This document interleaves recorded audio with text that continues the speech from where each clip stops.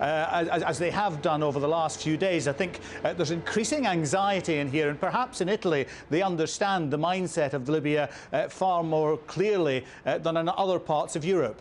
All right, Harry Smith for the latest there live from Rome. Thanks for that. I'll have more from Europe a little later in this news hour, but right now let's return to Tamor in Doha. Felicity, thanks very much indeed. We are going to now go live to Tripoli and get some reaction to Colonel Gaddafi's speech. Khalid joins us on the telephone from Tripoli with some insights. Khalid, tell us where you are, what's happening, and how do you think Gaddafi's speech went down?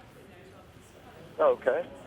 Well, we've been in Tripoli for a little while now, and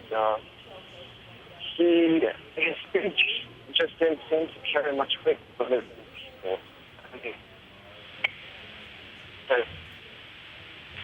We seem to be having a bit of trouble with that telephone line, unfortunately. Losing track of Khalid there. We'll see if we can get back to him if we can. It's been very difficult getting phone calls in and out of Libya, as you can imagine. There's been some significant problems getting any information out of Libya so far, but let's tell you what we do know. Here's Lawrence Lee with a wrap-up of the day's events so far. Having kept mostly silent for day after day, the Libyan leader was suddenly, astonishingly, not short of words on the crisis in his country.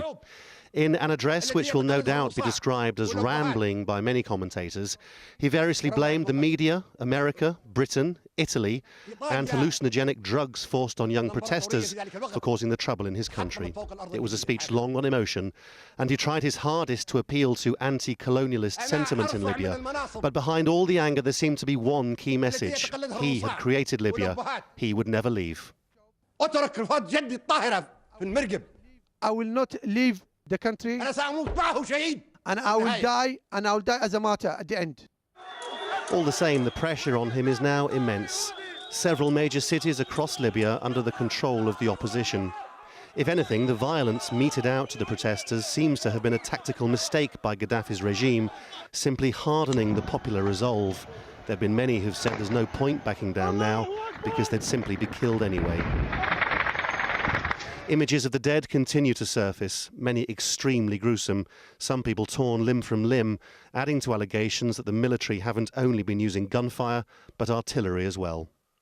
We saw bodies divided in 3-4 parts. We saw only legs and only hands. And we saw really very bad kind of injuries here.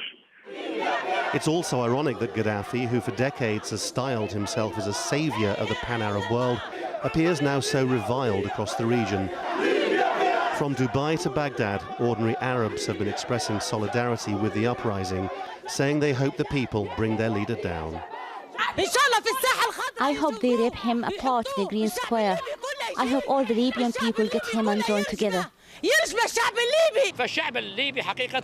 Libyan people have achieved the impossible, and Libya is about to get rid of this schizophrenic dictator. People are stronger than the tyrants. Outside the allegations of crimes against humanity, there's another crisis somewhere on the horizon. These Egyptian migrant workers fled over the border from Libya, claiming mercenaries were firing indiscriminately. If the violence gets worse, a refugee crisis wouldn't be a surprise. It's unclear from the speech how concerned Gaddafi is about issues like this, though it certainly bothers very large numbers of people across Libya who showed their disgust at the Gaddafi address in the strongest terms. The threats and the pleas for unity were never going to cut any ice with much of a population who have heard it all before for decades. Gaddafi asked the people, if they love him, to take to the streets and take on the greasy rats of the opposition. Otherwise, he said, America could occupy Libya like Afghanistan. Worryingly for the protesters, he also brandished his famous Green Book, pointing out that enemies of the country should be put to death. He did also mention the words constitutional reform at one point, but somehow it was all lost in the noise. So that was that. He had spoken. He clearly expects Libya to stand by him. In the end, he remains prepared to blame anybody, almost everybody in fact, but himself for Libya's problems. Lawrence Lee, Al Jazeera. Well, just a short while ago, another senior figure in Libya has turned against the leader. General Abdel Fattah Yunus, the Libyan interior minister, has resigned, and he's urged the army to join the people's revolution. In the name of God, most gracious, most merciful, a special announcement for the February 17 revolution.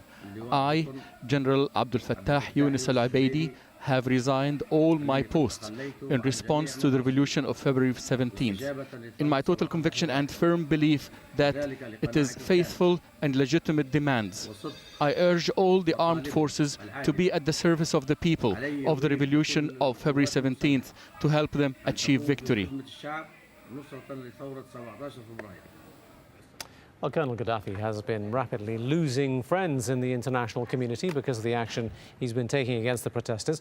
But there are a few supporters remaining. One of them is Nicaragua's President, Daniel Ortega, who says he phoned the Libyan leader to express his solidarity. He's among very few in the world and even in Latin America. Lucia Newman is in Port-au-Prince in Haiti for us with some more on how Latin America has been responding to the events. Lucia, is Ortega alone in this, or does he have other supporters?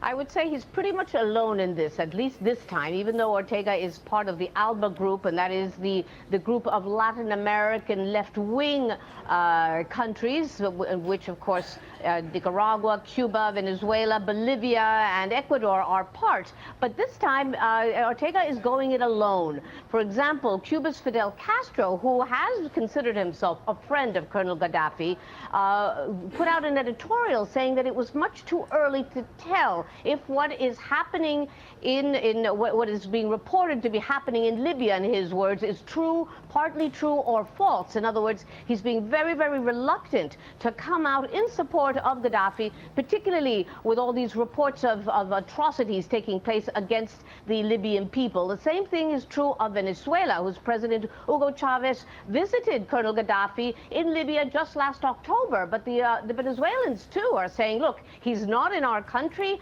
and we're just praying and hoping here that the Libyan people can resolve their problems peacefully. Again, refusing to come out in staunch defense of a man that, at least until recently, they thought to be in their camp, part of their group of friends, people that basically are against the United States policies in much of the world, a part of the non-aligned alliance group. But this time, they are being very, very cautious to come and support him, or at least show support for him. Is there much of a role that Latin America can play in these things? I mean, we've seen, for instance, Brazil becoming much more of a player in international events in recent years. Are we going to see much involvement here? Not too much involvement, I don't think. First of all, there's very, very little economic involvement between Libya and Latin American countries. Some very minor trade agreements, cooperation agreements in culture and so forth. There was a kind of a political alliance as part of the non-aligned group, as I mentioned. But this seems to be waning in the face of events in the Middle East right now. Almost all the Latin American countries, regardless of their ideologies, supported what happened in Egypt, and they can't be seen now as suddenly siding with a leader who seems to be out of step with his own people. All right, Lucia Newman.